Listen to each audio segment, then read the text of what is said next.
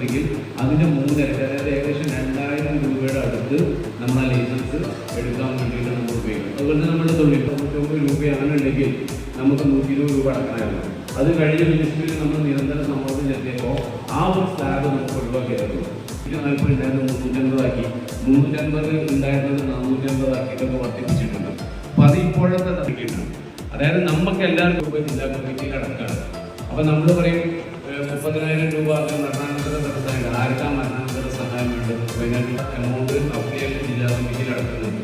ഏകദേശം അതിന് തത്തുല്യമായ പണം തന്നെ 1500 ആളുകളുണ്ട്.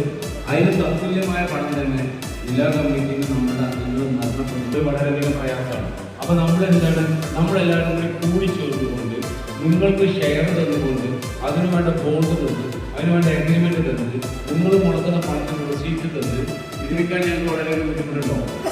Classic perfect